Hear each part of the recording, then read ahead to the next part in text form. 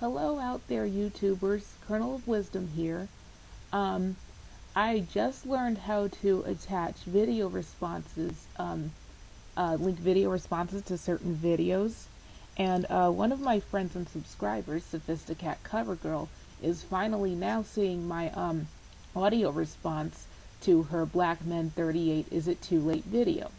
Naturally, she had much to say in the as you all could see in the comment section of that video of mine, of the part 2 of mine. But I kind of think she's kind of missing some of my main points, and I think maybe if I elaborate more in audio, I'll be easier to understand. Because to be fair, that wasn't the smoothest video. I mean, in all fairness, I was kind of repeating myself and stumbling over my words. Um, I'm going to try my very best not to do that here, but I'll probably do that here anyway. However, I do want to read 2 comments in our exchange. Then I'm going to read her latest comments that I'm going to reply to in audio. But here's like the main thrust of my argument. This is why I want to read these comments. One of Sophisticat Covergirl's comments to me was, hang on, I'm getting it. Why do women earn marriage and men don't earn sex? I said to her, I said to Sophisticat, I agree that men should earn sex, not earn as in pay money per se, but show that he is a quality man with a loving, compatible personality, a stable life, valuable priorities, and capabilities to build a family. However, men these days do nothing to earn sex, and that's the collective fault of women, since women choose when sex happens. Check that link under my Ladies Stop Lying video, and you'll see what I mean. Okay, but here's the main thing I want to address in this audio. Where is it?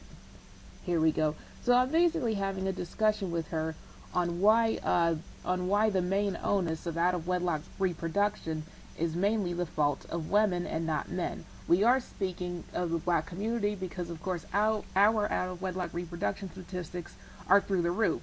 But this pretty much crosses all racial barriers here. This applies to all women. Okay. Where is it? One of Sophisticat Covergirl's comments to me were, traditionally, women were never in charge of their vajayjays, their fathers were. Ask yourself why so many East Indians are continuing with honor killings even today. Those men are still viewing their daughters as extensions of themselves, and sick to some, but her virginity and honor still rests upon him delivering her to a husband. That concept is foreign to the black American community.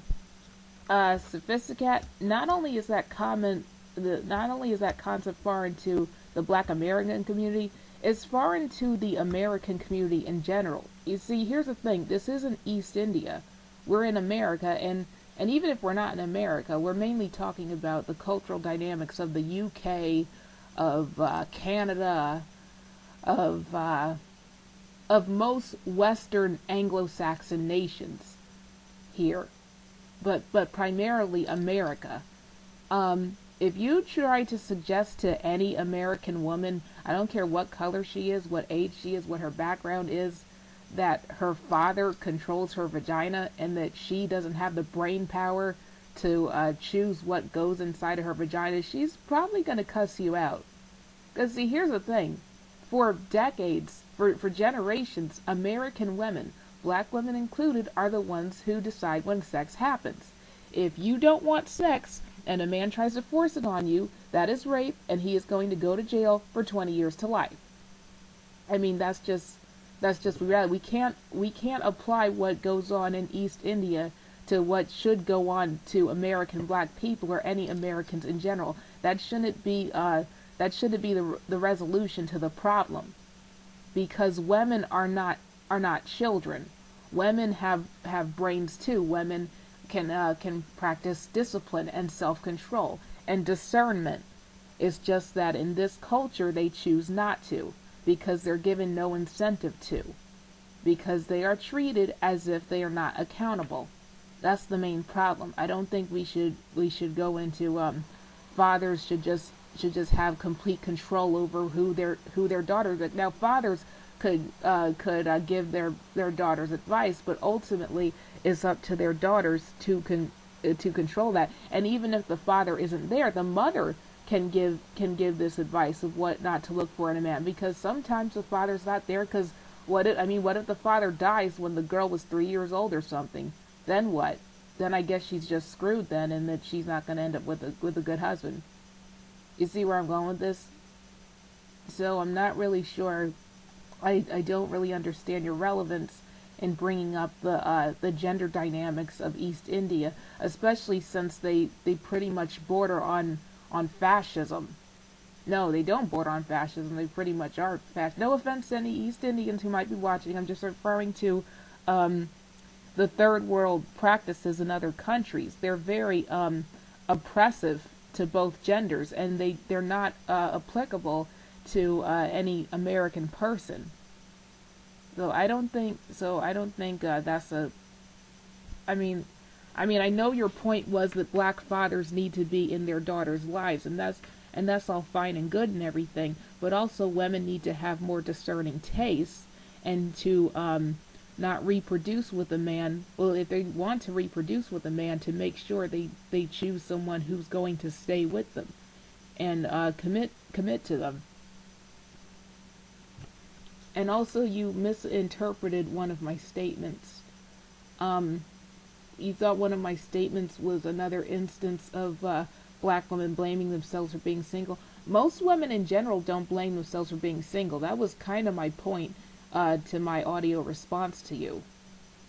Now, being single isn't the worst thing in the world. And if you're single now, it doesn't mean you're going to be single for the rest of your life.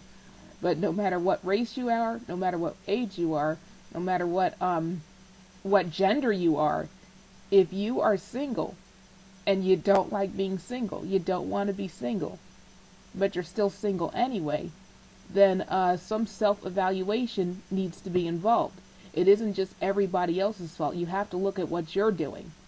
I mean, that's just a fact. There's just no way of getting around that. Now, that doesn't mean that you're a piece of crap or that you're unworthy of love, but and people do need love, I think. However, it has to be earned, just like food and shelter and clothes. People need food and shelter and clothes, but that doesn't mean they're entitled to them. You have to do something to earn your food and shelter and your clothes. And the same goes with human affection. It must be earned.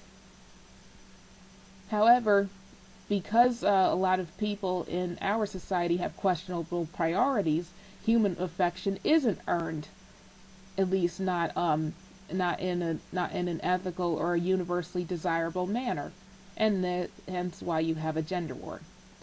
Okay, I think I've clarified myself for Sophisticat CoverGirl.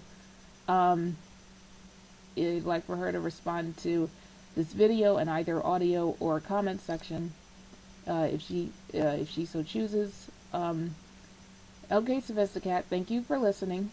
Colonel Wisdom out.